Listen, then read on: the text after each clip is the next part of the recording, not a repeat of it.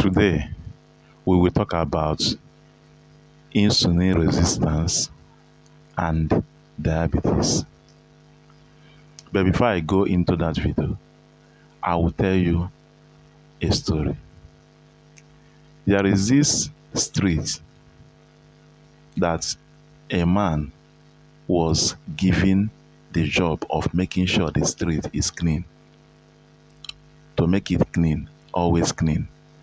And the man actually did the work very well.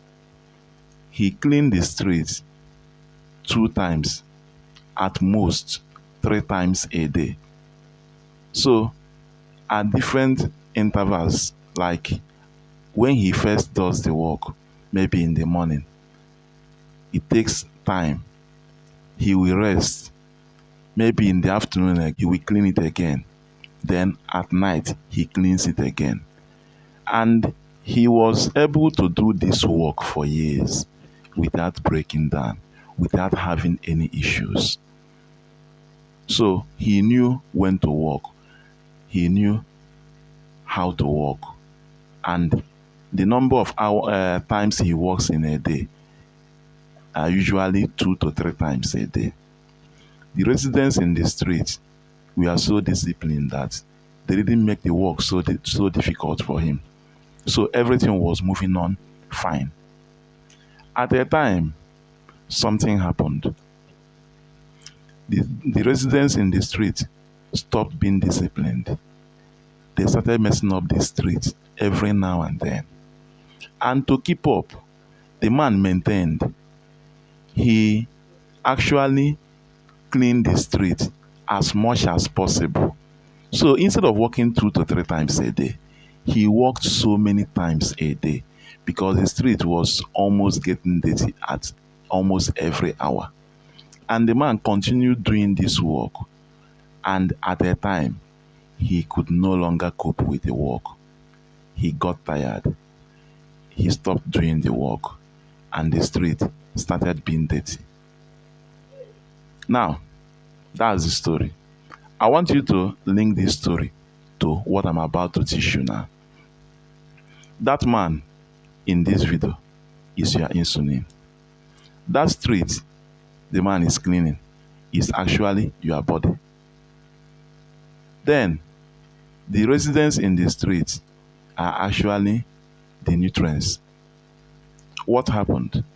When you eat food, your blood sugar rises.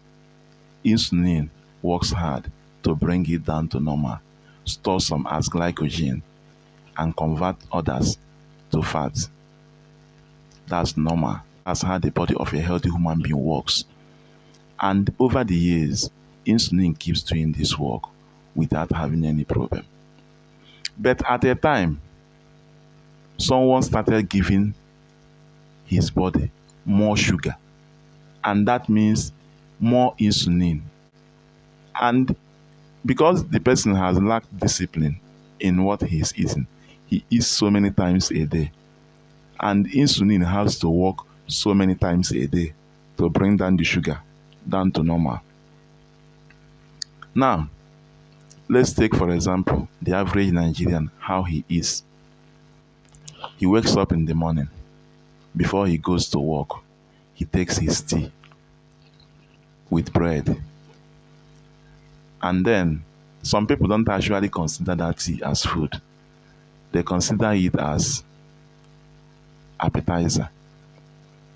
Before you know it, when he gets to office, before 11 o'clock, he buys another food, or he buys snacks, egg roll, meat pie, or whatever, and eats. The body receives sugar from the food he ate in the morning. Before 11 o'clock, the body has received another load of sugar. Sometimes he adds carbonated drink to it, malt, or whatever soft drink. 1 o'clock, he goes on a lunch break. He eats another food. And you know one thing about food, you hardly eat and avoid carbohydrates because carbohydrate is so cheap and is so common. So it dominates almost all. In fact, it dominates all our food. That's why you see somebody eating a plate of rice with one meat. The carbohydrate in the food is 95%, in fact 98%. That meat and other things making it 2 or 3%. Now, after 1 o'clock, maybe a colleague comes back from lunch break, offers you snacks again, you eat. Before 4 o'clock, you are hungry again, you eat. You get home, you eat the dinner. That's normal one. Start watching television. Before you know it, you are reaching for your snacks, your biscuits, your chinchin, you eat. Around 11 o'clock in the night, some people will wake up and eat. The question is this: who are you giving those sugar to clean up? The same insulin. Liken it to that man I told you the story about. So, insulin keeps working in a person's body almost every hour of the day. The person floods the body with sugar, insulin works so hard to bring down the sugar. Before you know it, the person floods the body again with sugar. Another insulin rises to bring down the sugar. It continues like that until at a time when insulin may not be able to do the work again. Either it is not being recognized again by, like I told you before, the glucose transporter that actually allows sugar to enter inside the cell to be used. So a time comes when the whole process stops working.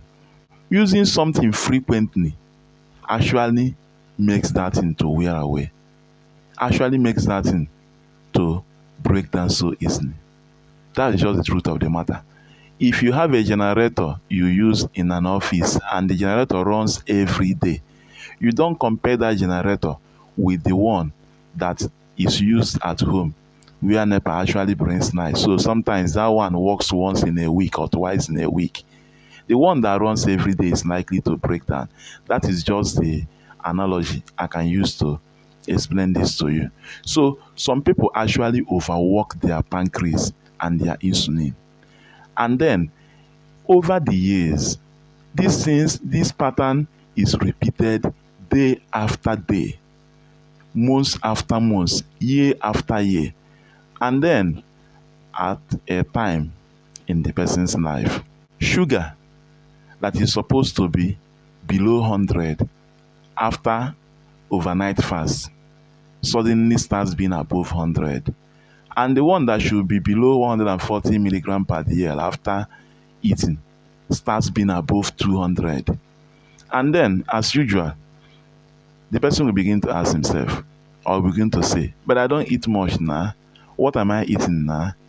It's not a matter of not eating much. It's a matter of how often you overworked the body to release insulin. So this is how people develop diabetes over time. Constant eating, constant flooding the body with sugar. Apart from the sugar that comes from the food, the natural food they eat, they flood the body with sugar through ultra-processed food. So the body is actually battling to bring down the sugar from the rice or the beans the person ate. Before you know, the person pours a big bottle of malt and carbonated drinks into the body. That is more sugar. So if insulin was released, you are telling the body, please release more insulin. More sugar has entered the body. So diabetes is not something that just starts in a day. No, it doesn't start in a day. It's something that develops over a long period of time due to a pattern of eating that is actually stressing the body to constantly produce insulin